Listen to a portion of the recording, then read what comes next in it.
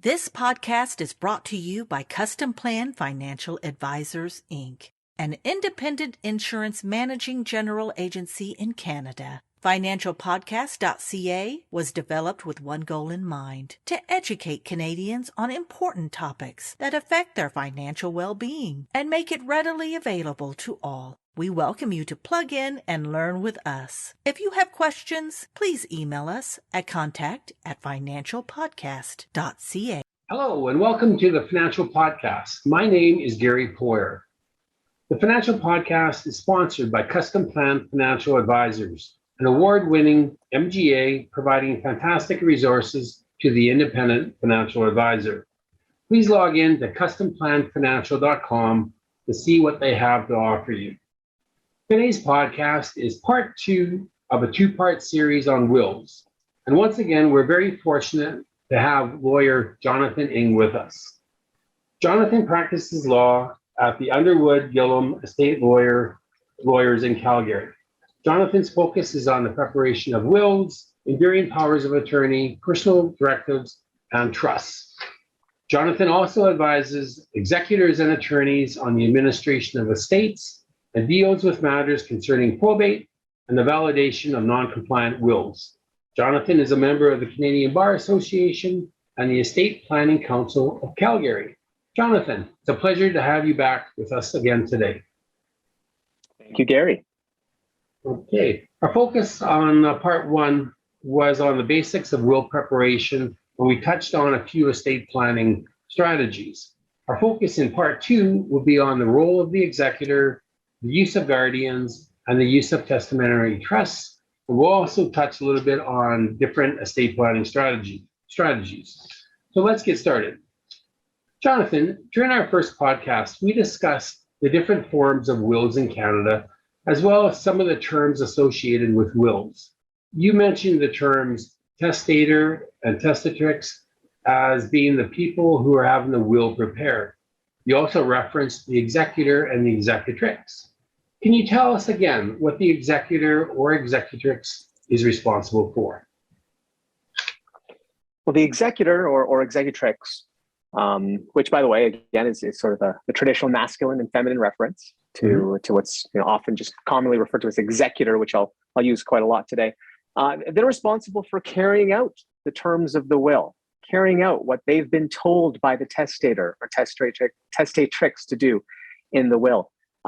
Maybe even broadly speaking, they're in charge of administering this estate, right? Administering the estate. I should identify there are circumstances when people pass away without a will, and a person in that role, the role of administering the estate is known as the administrator of the estate. Now, this is tomato, because the question really is, what are they in charge of doing? What are they tasked to do, particularly in the context of when there's a will? So yes, certainly following the terms of the will, but getting down to some of the nitty-gritty items, the estate almost always begins with a funeral. So they find themselves, not uncommon, within a day or two, sitting across a desk with a funeral director, dealing with the final arrangements. After those affairs are settled, within days, of course, that executor or executrix finds himself across a table from a banker, financial advisor, insurance advisor, an HR professional. Essentially, what they're doing is gaining control of the assets of the deceased. So it's a very asset and financial driven exercise. Addressing income tax filings, often working with an accountant to address those and file the final returns. Often working with an estate lawyer who's helping them through any of the legal issues that might face the estate. And ultimately, this executor is working towards a day that they can distribute this estate, distribute the assets to the beneficiaries according to the will. That's often the end of an estate administration, when the final distributions are made. Okay. I've often heard people naming their spouses or their siblings or their best friends as the executors or executrix. Is that a good idea? I would generally say in most cases it's yes. Maybe a reverse way of seeing it is I see many estates successfully administered by a surviving spouse, by a best friend, by a sibling, by an adult child. right? It's not uncommon that when people prepare their will, that testatrix tells me, I trust my eldest daughter. She's after I lost my husband, my eldest daughter is the person for me. She keeps our family together. She helps me with my affairs. And after my time is up here, after I go, I trust that my eldest daughter will sell my assets, shut down the show, and split the assets equally, for example, between herself and my other son, right? My son, her brother, right? So not an uncommon narrative, what I just provided. So family is and close friends are often the go-to people because they know our affairs, they have our trust. I know you didn't ask this, but they are often beneficiaries themselves. And the example I gave, that adult daughter is also on to receive half the estate. That's something that we always need to be mindful of. Make no mistake, this is not a conflict of interest. It's possible to have a beneficiary act as executor, but when we choose them to do this, we should be mindful of this potential struggle that they're going to be in, because they're in the position to give and a position to take. That by definition is a conflict, but it is not so much a conflict that prevents it from happening. So it's something to be aware of. And sometimes when we talk this through, for example, that fictitious client we talked about, that testatrix, she might say, "Ooh, you know what? My daughter does not get along great with her brother. She is not fit for this role for that reason alone. And maybe I will go to a close friend, someone that my children respect, and someone that can take on this job for me." Okay. What about the emotional aspect? Like if I've named my wife as my executrix, would she not be maybe devastated that I just passed away, and may she not have some trouble actually winding up the estate, like doing the role of the executor? Do you find that to be the case at all? We find it all the time, Gary. Yeah. Maybe this is some sort of a roundabout way to answer the question here, but administering an estate and the topic of this podcast, I don't want to create any illusions here. It's not rocket science. Administering an estate is not rocket science. Selling a home, people do all the time. Closing down bank accounts, moving money around, file taxes. In theory, we're supposed to do that every year, right? So why is it so different? And you cut right to it. What makes it different in the context of an estate is that there's grief. Someone has died, obviously, by definition. And a person, an executrix, is thrust into the role of being their dad, being their mom, being their husband or wife, right? And again, they're going through emotions that are not new for most people, right? Moving money around, paying taxes, selling property. But when you do it on behalf of somebody else, there is a whole bunch of emotions, one of which being grief. And when we select an executor, there's a lot of value in asking ourselves, what type of emotional and mental fortitude does this person have? Are they going to be able to move forward with this task? A quick comment here. It's not uncommon, actually. I find a lot of executors handle their grief and actually handle it quite well by immersing themselves into the estate administration. I've lost count how many times someone says to me, I'm doing this, I'm getting it done. And they really are. They're doing a great job. And they say to me, I cannot grieve until this is done. And they actually do a very good job at balancing this grief that they push inside with the work ahead of them. So it's interesting. Grief is not always necessarily a crippling emotion. It's something that I've seen people use with positive results. Okay, that's interesting. What about in a situation, or do you come across a lot of situations where more than one executor has been named, and does that run into any issues where, for instance, if there's two executors or four, like an even number, and they don't agree, and then they're kind of butting heads? Is that a situation you run into quite often? Unfortunately, yes. It's not the majority, but I've seen my share of it. And for any listeners that want to check it out, you can go downtown and take a seat in a courtroom, and you can see the stuff happening every day. Unfortunately, in a city like big city like Calgary.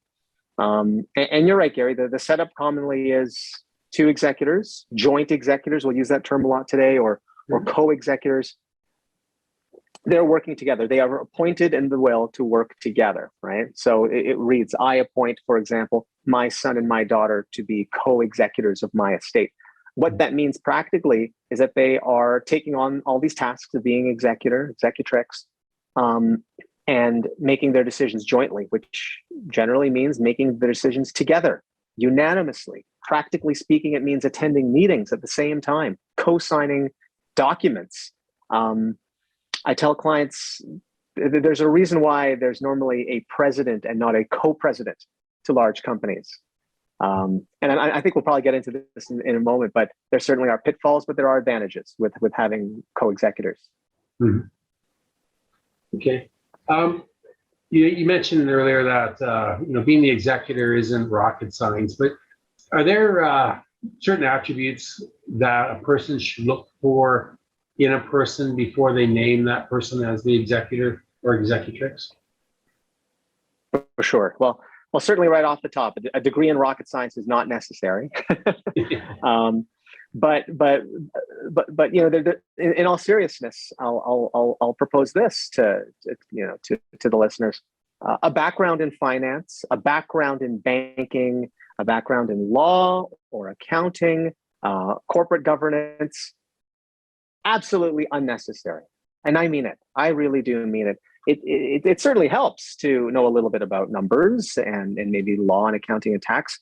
But hey, at the end of the day, the executor, if they need legal help, unless the executor themselves is an estate lawyer, they're probably going to hire an estate lawyer, right? Unless they themselves are a personal or corporate tax specialist, they're going to hire an accountant who files taxes every day to do this. So, having someone specialized or even a jack of all trades, in my view, it isn't necessary. So what can we derive from this? We can derive from this the proposition that an executor should be organized, mm-hmm. right? They should know when they don't know something. How about that, right? They know they need legal help. They'll hire somebody. They know they need tax advice. They'll hire somebody and trust that advice, right? So be careful with the do-it-yourselfer adult children out there, right? For those of for the listeners that are planning out their wills, or the advisors that are helping people plan out their wills, I've actually had issues, right? When someone appoints an adult child who is a strong DIYer and does not ask for help. In my view, that's not a great trait with being an executor.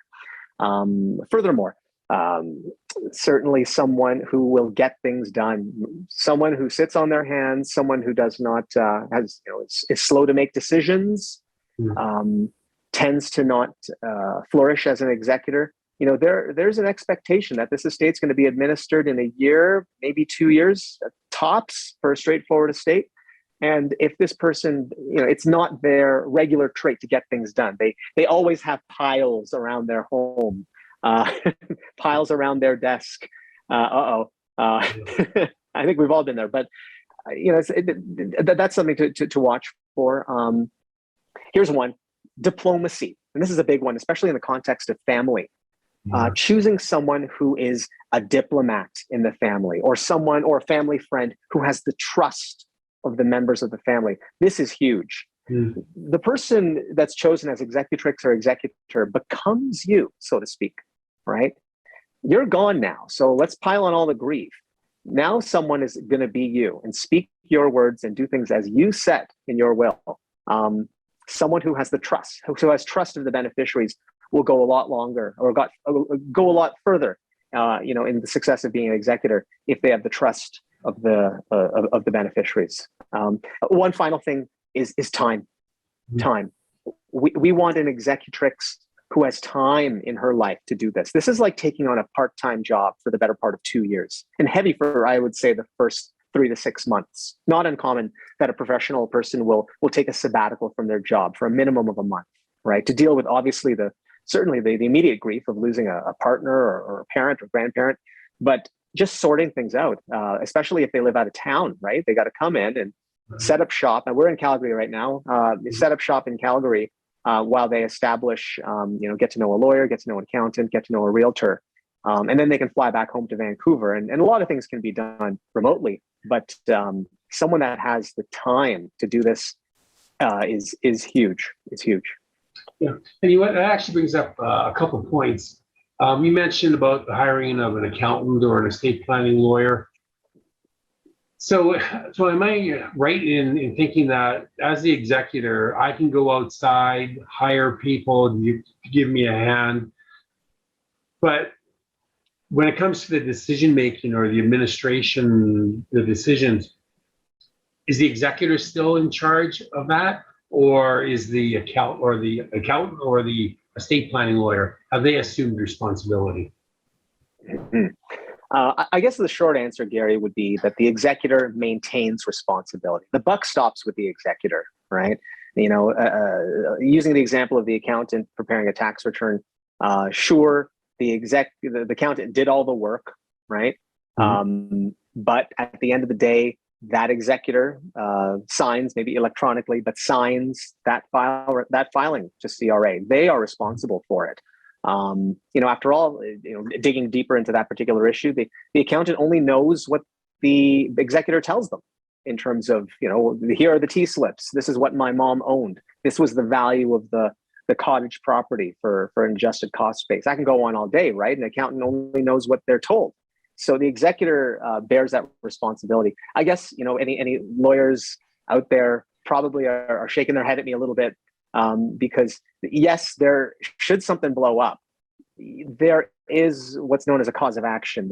The executor can essentially say, okay, I'm getting sued now because I'm being told I did something wrong by a beneficiary, but I'm going to sort of cross-sue, so to speak, cross-claim against my accountant because I relied on her advice. And she's a CPA and she's got insurance.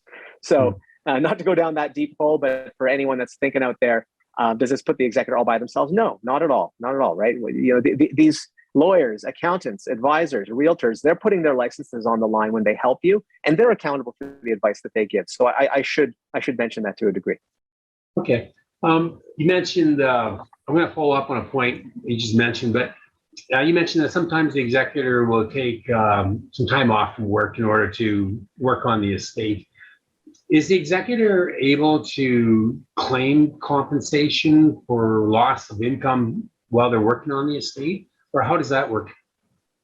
Yeah, absolutely. The starting point here is that an executor is entitled to compensation based on the time and effort expended in the administration of the estate. So I'm going to be careful here that these rules about executor compensation vary from province to province, but generally speaking, it is cross Canada in that an executor is entitled to compensation. The value of compensation varies a little bit from province to province. So I'm going to speak specifically to Alberta. So, so starting with yes, they're entitled to compensation. The first place we look to determine what an executor is paid is the will, right? Like what did mom say the salary is for this job? And I'll challenge everyone to take a look at their wills now or a little later, and they'll probably see, I would wager to guess, that most people have nothing in their wills that talk about compensation. And that's common. Don't worry. The lawyer didn't mess up, okay? What we're doing when we say nothing about compensation in a will is we are letting the default situation operate. So what is default? The default is that the executor proceeds to administer the estate. They do the whole job, essentially, right? So now we're into month 8, month 12, 16, 18 plus. And before they distribute the estate, they propose a number, right? They choose what they feel is a fair compensation. Now, they would be advised to do some research on this and work with their lawyer to figure out what a fair compensation is. I'll comment on what that might be in a second. They put that number to the beneficiaries of the estate, the residual beneficiaries of the estate, the people who split the remaining assets in the estate. They propose this number. If everyone agrees, it's a done deal. The executor gets paid. So note a few things here. Firstly, this happens at the end of the estate administration. That way the executrix can say, this is the work I did, right? They can look backward and prove, look at what I did, brothers and sisters, right? This is what I've done for us over the last 18 months. And I humbly propose this number. Note, again, they all have to agree. If they don't get agreement on this, and they can't hash it out, this matter can be brought to a judge. And then this is awful. This is awful, right? So, not something I wish for, but I've certainly seen many times. And then finally, I guess the question that's left on your minds are, well, what is fair? What is fair and reasonable compensation?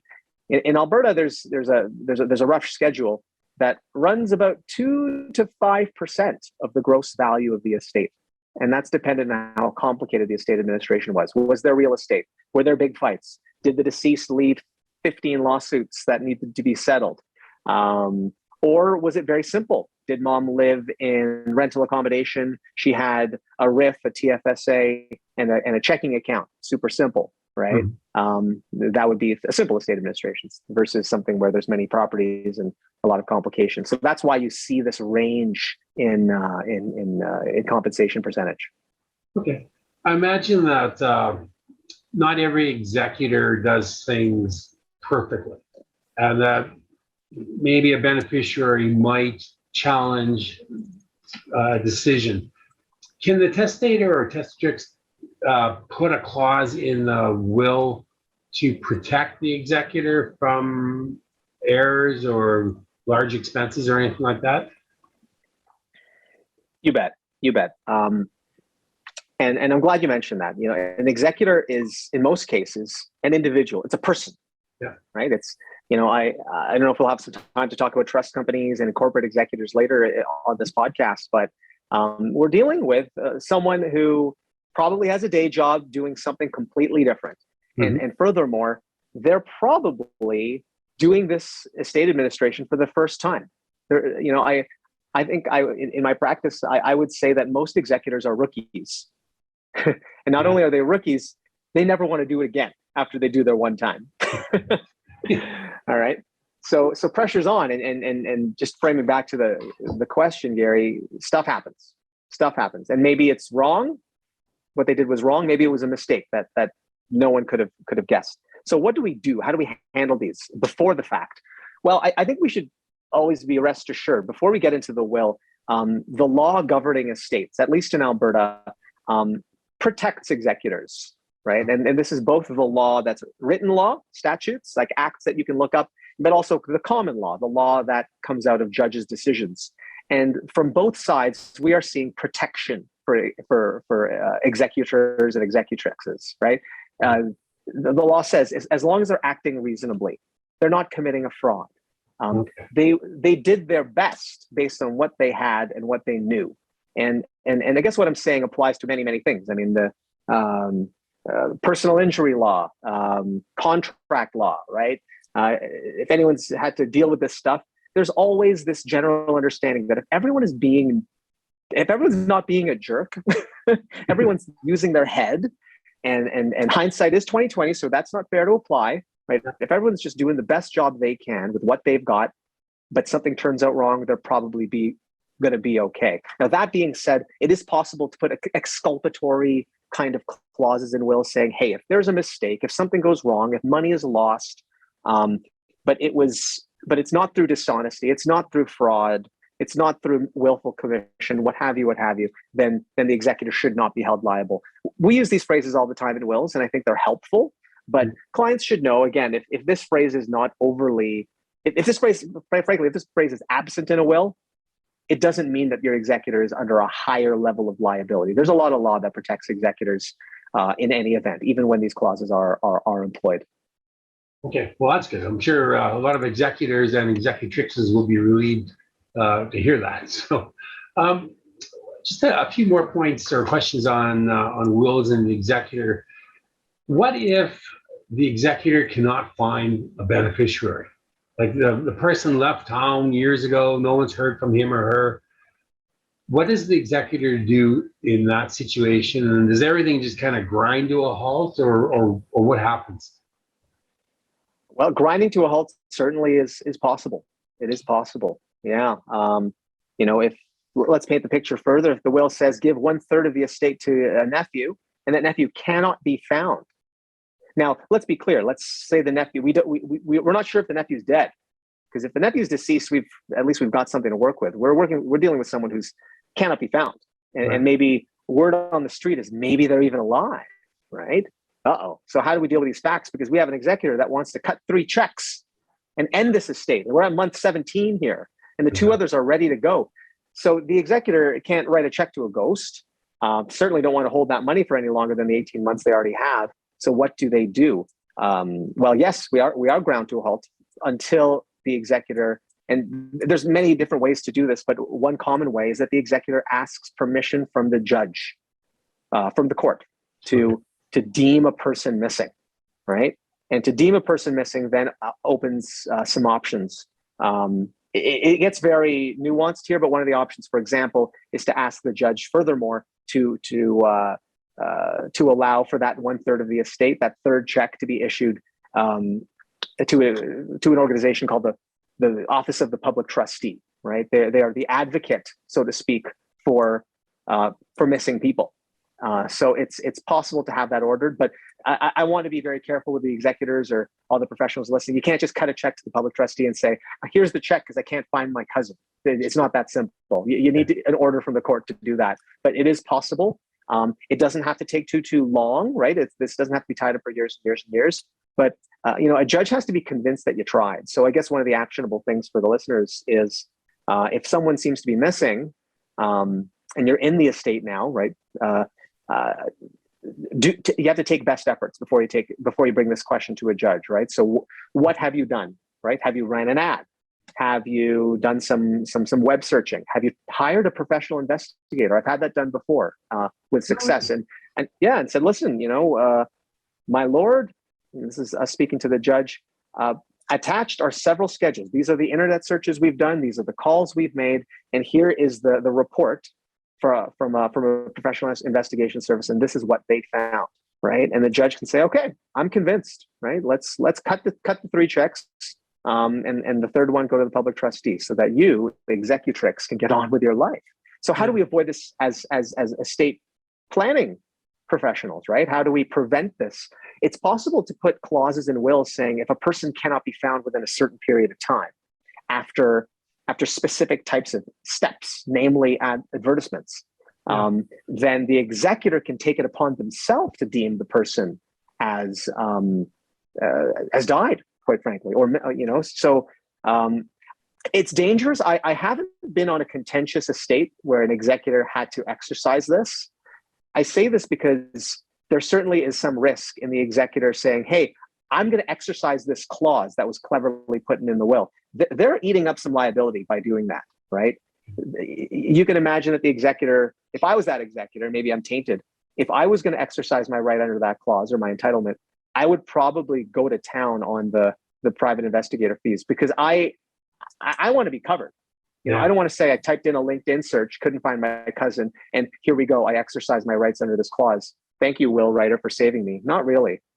Practically speaking, these clauses are helpful, but they're only as useful as the executor really deploys them, and more is more in cases like this. Okay. Just a real quick question, then I want to move on to guardians. So I'm the executor. I hear that the person that named me as executor, the testator, has died.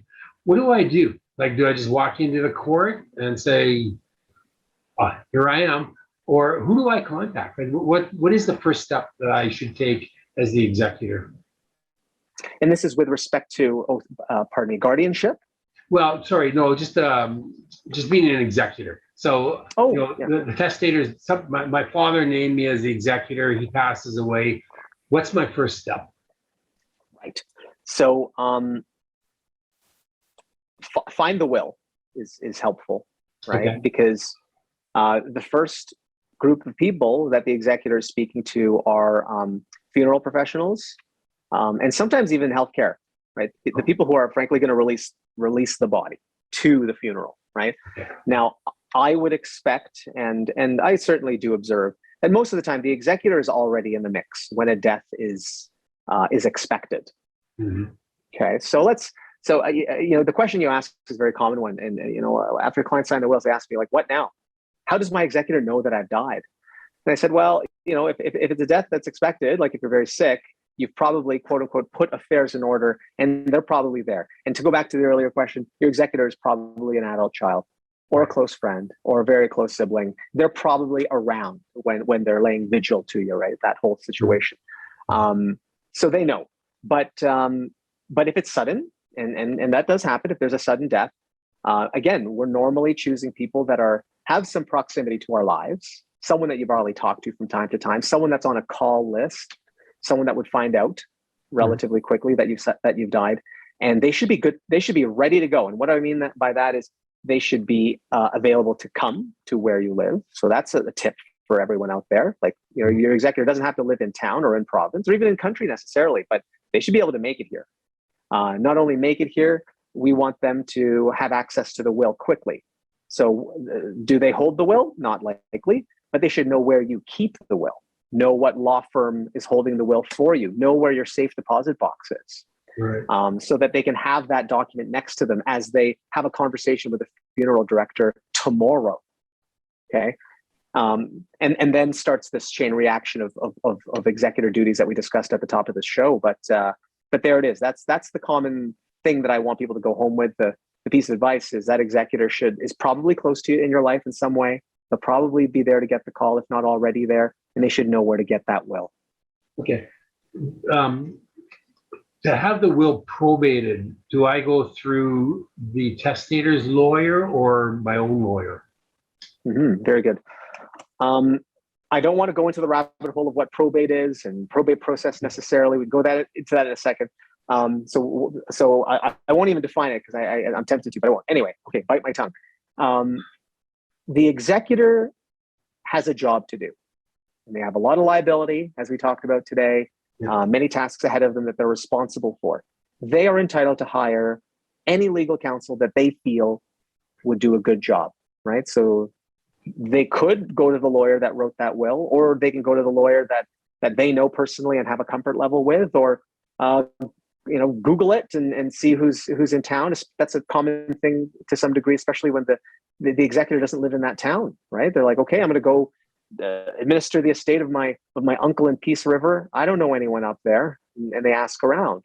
So I guess the short answer is the executor chooses, and that's a good thing, right? They should have the right to choose who they work with.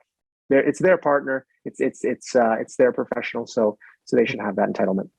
Okay. We'll talk a little bit about testamentary trusts. First of all, what is a testamentary trust? A testamentary trust is a trust that comes into effect upon death, and it's normally written in a will. Okay. So I think there's value in very quickly defining what a trust is generally. Don't worry, everyone. This is not going to sound as bad as it seems. It'll be quick. A trust is a relationship. It's an arrangement where one person, so to speak, is holding property or money for the benefit of another person, right? So some quick definitions. There's a trustee, there's trust property, oftentimes it's money, and then there's a beneficiary, okay? And then an intention to create a trust. And that intention and those words that's define who's who, what they get, how the money is doled out to the beneficiaries, that's all written out in a trust, basically a bunch of paragraphs, a bunch of words that are in a will. In the will, okay. Yeah. Okay. And then, so am I right in thinking that as the executor, or does the executor hold title to the testator's property, or does the testator still own the property? Good question. So the trust property is what you're referring to, right? Like the money or the real estate, the corporate shares that are to be held in trust for somebody. Most wills are written by, almost by default, to appoint the executor as the trustee, right? So maybe just to contextualize things a little bit here, going back to the duties of an executor, the executor's job in most cases is essentially to turn the estate into cash, right? Liquidate this estate, deal with taxes, cut checks. I know it's easier said than done, and there's way more going on than that, but that's essentially what's going on. And there we go, we're at month 18 and it's a done deal. Some wills say, hey, one of those checks, it's going to a 4-year-old. So that's not going to work. So the will say in a testamentary trust in the will say, if that beneficiary is under the age of say 21, then someone that is called a trustee shall hold the money for that person until they reach 21. So we should look very carefully at the will to say who is the trustee. By default, wills tend to be written to say that the executor is the trustee. So again, we're looking at an executor who's done 18 months of work, and now they're signed up for 21 more years of work. And if that is what the testator truly wants, then so be it. For all the planners listening out there, this is a huge pet peeve of mine. I think a lot of precedent wills, do-it-yourself wills, will kits automatically assume that your executor will be the trustee of trusts. And maybe that's what you want, but explore that with your client, right? The classic case is this. You might, a person who's maybe 35 years old might want their mom to administer their estate. Why? Because mom's a 65-year-old retired accountant. She's in good health, right? She knows a thing or two about finances, and she's got time. That's a good executor. But if she's also asked to be the trustee of that 35-year-old baby's money until that baby reaches the age of 30, mom's going to be administering the estate for sure, a couple of years, but she might be holding money in trust till she's 95. That was a poor decision, right? So in that case, they might want to say, yeah, we'll have mom as the executor, but the trustee should be someone maybe in that 35-year-old person's generation. Okay.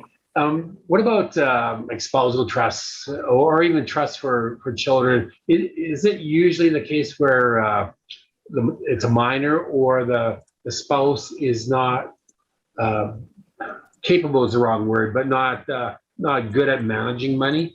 Or what are the reasons for setting up a spousal trust, for instance? Okay, yeah. Well, I use the example of a trust for a child, and that's classic, right? For a ton of reasons I don't want to bore the listeners with. You can't have a 4-year-old with that kind of money. So we appoint someone to hold it for the kid until they turn a certain age. And just as a side point, we often give the trustee the ability to spend that money early on the child if the trustee sees fit, right? Okay, that's a classic trust for a child. The other type of trust that you alluded to is a spouse trust or spousal trust. This is the idea where two people in a common law or married matrimonial relationship, one passes away. Commonly, they would say, I give everything to my husband, or I give everything to my wife. And that's that. That's a very simple will. Most Canadians have that will. But sometimes a person will say, I want to give it all to my wife, and I want all of it, money, so to speak, to be available to her. But I think she might outlive the money. Right? I think that I'm in a very privileged position to give her quite a lot. And I'll add to the story here. Maybe the testator has adult children from his first marriage, right? So his thought process is, here we go. I've worked all my life for all of this. I have kids that are in their 30s. They're okay. But I also have this wife whom I met and completed my life after my divorce a number of years ago. And she's fantastic.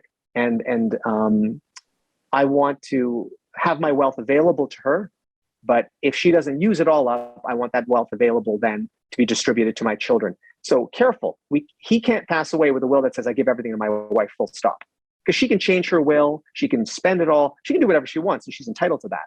So what that person might do, the testator will say through his will is create a spouse trust. He'll say that money is held for her in a trust. She can receive all the income, she can receive the capital, she can receive whatever she needs to keep her happy and maintained through her life.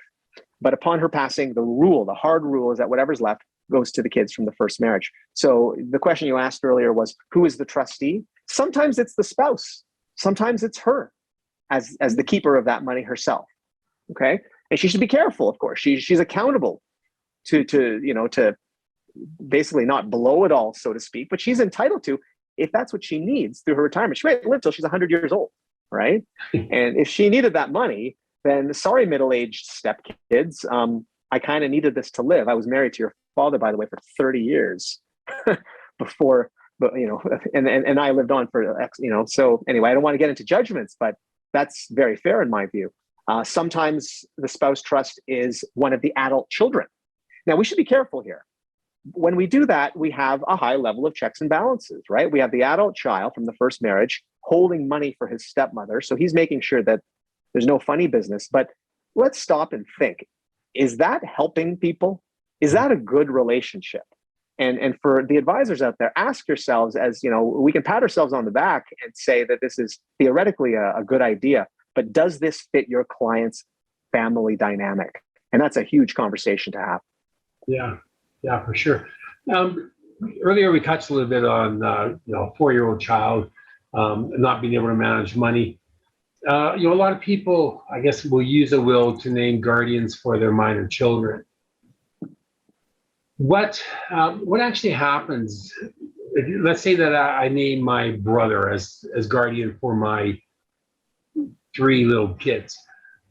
Does he assume custody right off, like as soon as I pass away, or what happens with the custody aspect when there's a guardian? Sure. Yeah. I've seen this only once, thankfully.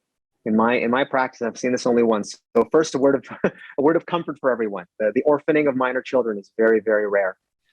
And in the one experience that I saw, it was a single mother who passed away in hospital from cancer. She left a daughter who was sort of adolescent age. I think she was 11 or 12. That little girl went home with her aunt, the deceased sister, who was named as guardian that day. Wow. Okay. And there's a few mechanics we'll talk about in just a moment, but it happens and it works. Okay. Now, again, those facts worked well because the death was expected. The will was out for people to see. It was well known what was going to happen. So it wasn't this dramatic moment where we hit a flat line on mom and then the will gets whipped out and it's a big dramatic scene. That's right out of the movies. No, this was talked about in advance and this was figured out. If I know the facts right, I think she was staying with her aunt already because mom was, in hospice care. But some of the mechanics that are happening in the background are, yes, the will is out. People know. So a takeaway here is communication. Let's make sure that people know what jobs they have. Okay.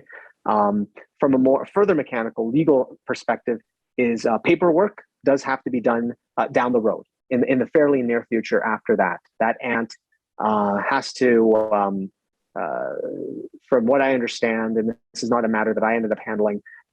There's guardianship. It's sort of like adoption paperwork that is done to make sure that everything gels, so to speak. But make no mistake, that will allow that aunt to bring that girl home and make sure she had a home that night. So I want the listeners to know that.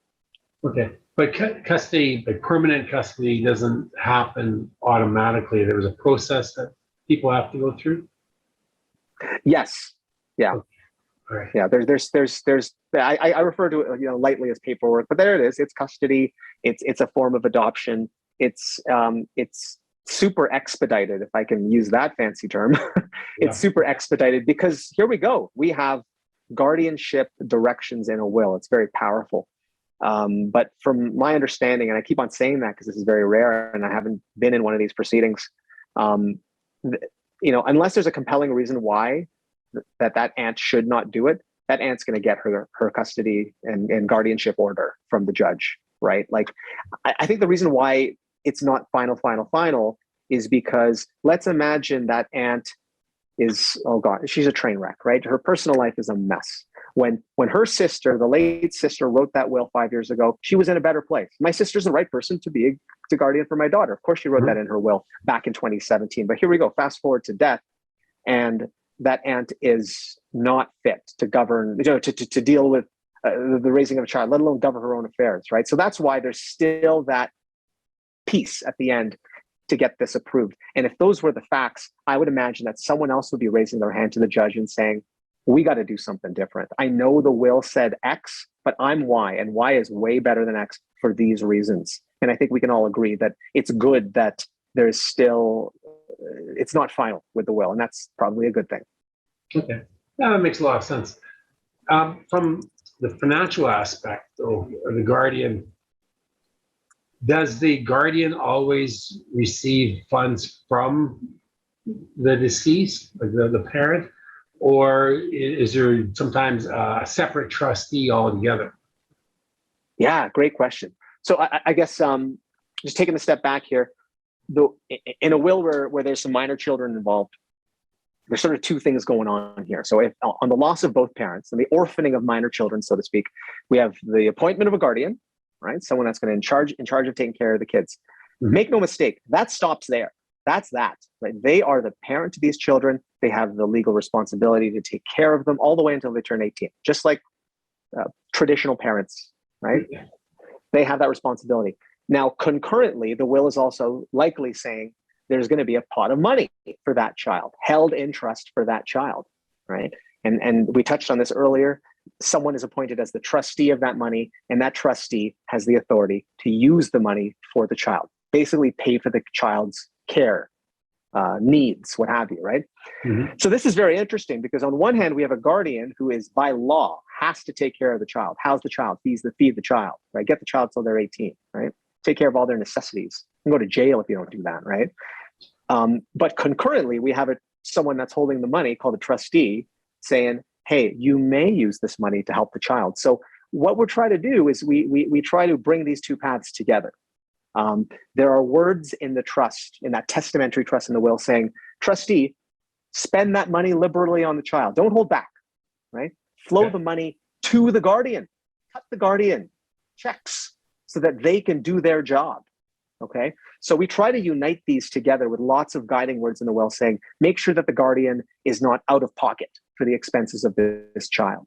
Now, going to the core question that you asked or alluded to, I suppose, is who is the guardian and the trustee? And I'll tell you, sometimes they're the same person. Why not, right? Not uncommon that someone will say, I choose my sister to be the guardian of my child. I want her to raise my kids till they're 18, but I also want my sister to hold a pot of money for that child until they turn maybe a little older, say 25, right? So we have someone that's mimicking a traditional parenting structure. They are doing the parenting, A, and B, doing the finances. So when it comes to will planning, choosing the guardian of the child and the trustee of the child's money sometimes is the same person, sometimes a different person. And that's a huge question. That's in front of parents often writing their first wills. Right. Okay.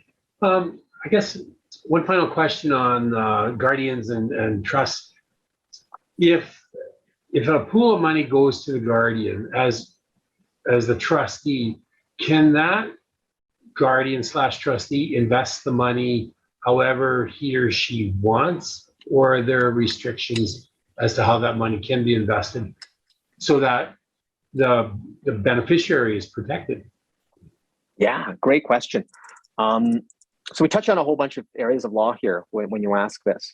Some of the key ones are the Trustee Act. At least in Alberta, it's called the Trustee Act. That's the main law that talks about the duties of a trustee and how they have to, or how they invest money. So the first thing we have to recognize is that a trustee should invest the money, right? If they're holding $300,000 for a minor child and they're keeping that money under their bed, that's almost like they can get in a lot of trouble for that fact, right? They should do something, grow the money, like get a GIC, come and get something there, right? Yeah. So that goes to the question: what guides them in what investments they choose? Now, a very brief history lesson in Alberta. There used to be in law a schedule of investments that a trustee had to invest in, right? And Gary, you're probably familiar with this in your practice in a former life. That schedule of investments was very rigid, and rigid on purpose. We don't want, or historically, the idea is we don't want trustees going off script and investing in all kinds of wacky stuff and then losing the poor kids' money. They turn 18, hey, how much do I have? Nothing, because you invested in these awful things, right? So that was the intent of this law. Now that law is gone now because and this was before my time, but it's my understanding that list, it didn't adapt with the times. It was a strict list of investments that certainly delivered results, but investments changed. Forms of investments change every day, every year, and law is slow to catch up. So I think that was frustrating for trustees out there. So what we have is known as a prudent investor rule, prudent investment principle. We see this not just in estate law, but I think this is probably ringing a bell for a lot of the listeners, advisors out there. Bottom line is, a trustee should invest, well, first and foremost, invest in a way that does not benefit them. That's called being a fiduciary. So they shouldn't invest in their own company. That would be awful. And certainly not steal or take, make that clear. But when you're choosing investments, there's no longer a schedule of investments, but they have to invest reasonably. What would a reasonable person do to get a return, a guaranteed return? So when you apply these types of principles, these prudent investor principles, and there's a way more to it. I over distilled it here. But when you apply these principles, we end up with a fairly small set of options for a trustee. So I think a key takeaway here too is a trustee should not feel like they have to do this all on their own, right? They shouldn't have to open up a Wealth Simple account and be like, okay, what ETF should I choose? I heard this is good. I want to do right by my nephew. He's only 4. Maybe I should go on BNN and choose stocks that are sure things. I heard Apple's pretty good. Okay, no, do not do that, trustee. Hire an advisor. Tell the advisor, I am the trustee under a will. Give the advisor the will, so the advisor can look at the terms of the trust. There's some words there that advisor is looking for, right? And the advisor can structure out investments. What's to be in cash? What's long term?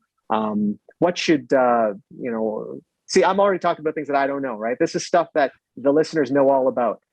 So get an advisor. Really, this is a big sponsor here for getting an advisor, because when I have trustees asking me this question, they're like, what should I pick? I'm like, you're talking to the wrong guy.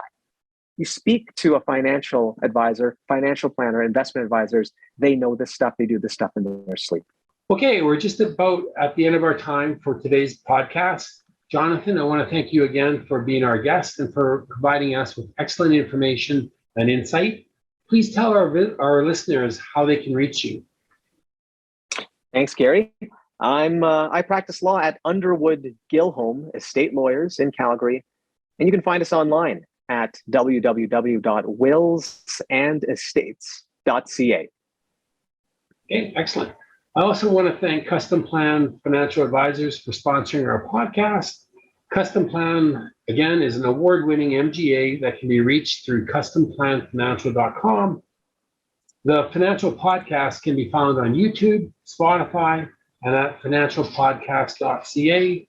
Please sign up or subscribe to be notified about our new podcasts.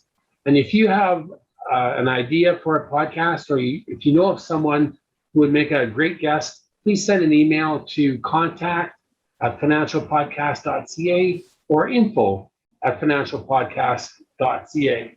We'd also love to have your feedback. Thank you again, Jonathan, and everybody, have a fabulous day.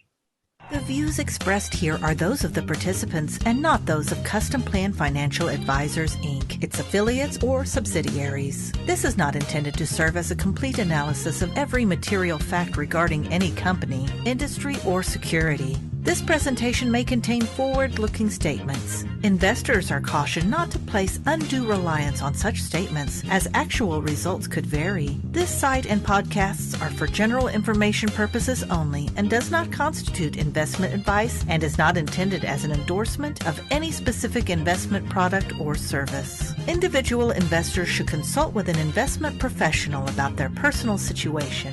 Past performance is not indicative of future results. If you are unsure about what is the best course of action for you in your financial planning, then we suggest you consult a fee-based independent financial advisor or get in touch with us to discuss your individual situation. Our phone number is 604-687-7773.